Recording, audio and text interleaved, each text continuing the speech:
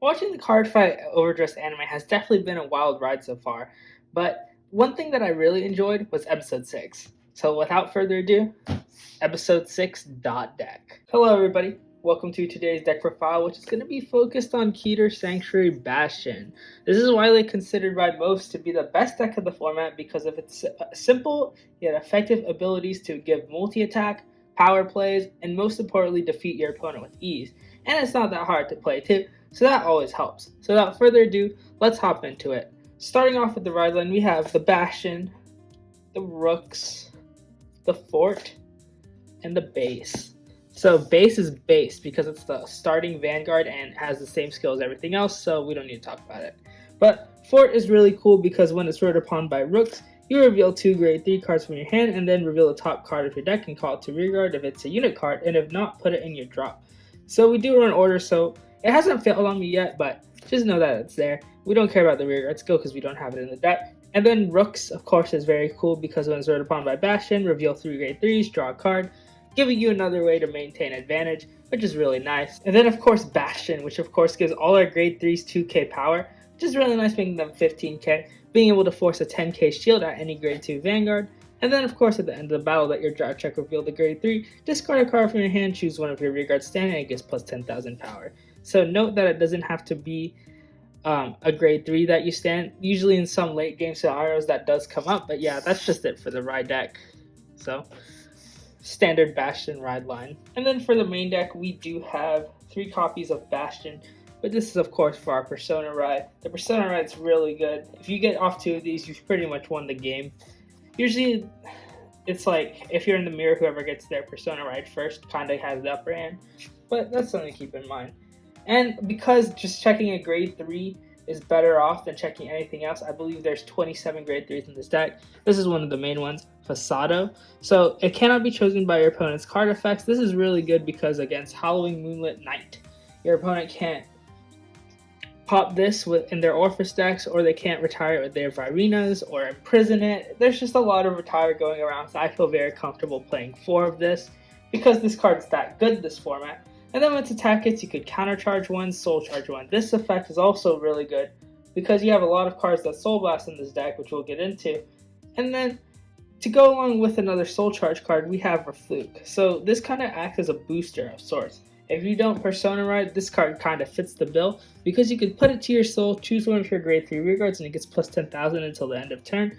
This is really good because you could kind of play without boosters, and because it's a grade 3, it only helps this deck's main winning image by giving you another opportunity to hit a grade 3 on a drive check. So that's it for those boys. They have some real nice plays with those.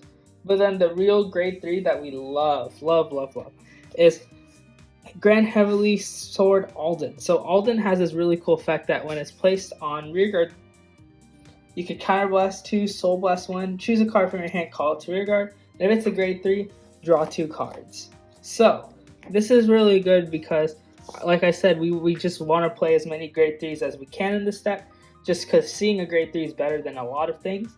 So you're almost always going to get Alden if you have the resources. Sometimes your opponent will deny you the resources because some of this deck uses a nice amount of counterblast. But the other skill which is really good is when it attacks, if you have 3 or more grade 3 units, it gets plus 5,000 power until the end of turn. So this is really good because it can hit 18, and then because it's an auto effect, it retains the power. So when you attack with it again and you use Bastion skill on it, it's 28, 33 minimum. And if you Persona mode this turn, that's 43k attack.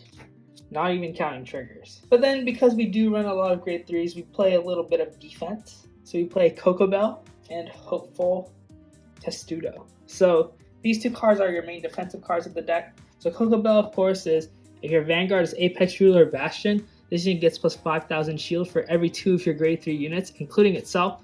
So if you have a full field of grade 3s, that's a nice 15k shield because it counts itself, so that's fine. And then sometimes you could throw your grade 3s on Guardian Circle to make this a little bit more powerful. It's really nice.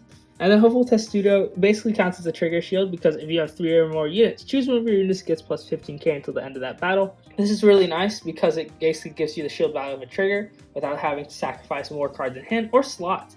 And it's also a grade 3. So that's it for our defensive options. And then for our boosters, we have Darkstrain Dragon, Soul Blast 2, all your grade 3s get boosted until the end of turn.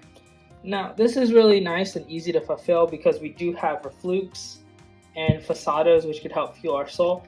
And it's for that reason, Soul is a really nice secondary resource for us, because another card that takes advantage of it is Big Snake Witch. So this card's really good because it helps you maintain advantage. As you'll see in this trigger line, I do not play draw triggers, so this card's really nice in this deck. So when it's discarded from hand during your turn, you can counterblast 1, soul blast 1 to draw a card. So this could be for your ride deck or your restand plays with Bastion. Just really nice utility having this card in this deck, and I really like it because it's just a draw and it's really nice. Just basically a 1-for-1. But you do gotta time it correctly because that counterblast could be used for better things. And then we have 4 PGs, nothing more to say. Then of course this is the Overdress PG, you know, we gotta play them 1 card guards. Something of note, so if your opponent has like a large hand, sometimes it's more beneficial to attack with the bigger column first, because if they have the PG in hand, or you know they have the PG, they're forced to block with the PG early, and plus would lose another card, so they won't be able to block your other column if you're a little bit out of range with it. So just something to keep in mind if you know what's in their hand and want to force more shield or potentially win the game, because sometimes Bastion can't play late because of the amount of grade 3s in the deck. Just certain risks you have to take. Understand beatdown, really. Then for triggers, we have the Overtrigger. Nothing more to say. It in all of its glory. Haven't actually hit it on a drive check, but it always comes up in defensives. Then we have 6 crypt, 5 fronts. So fronts are actually insane in this deck. I really like the fronts in this deck because draws feel kind of useless to me. So in this deck, which already maintains advantage pretty well, draw triggers like are only a 5k shield, and 9 times out of 10 will probably only draw you a grade 3. And with you drawing these grade 3s, you won't be able to use it really until next turn unless you're just going to discard it for Bastion. But with these front triggers, they give you the 15k shield, which is already 10k more than that draw trigger and that grade 3 you're probably going to draw. And you get extra powers for your opponent to have to block. So that's why I really like these fronts. And then we have 4 heals. That's pretty much it for this deck profile, y'all. I hope you all enjoyed. Don't forget to like and subscribe because this deck definitely is a beast, and you should definitely watch out for this even going into set 2.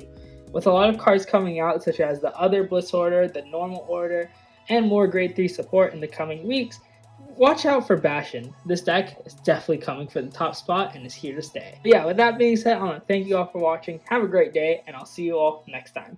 Peace.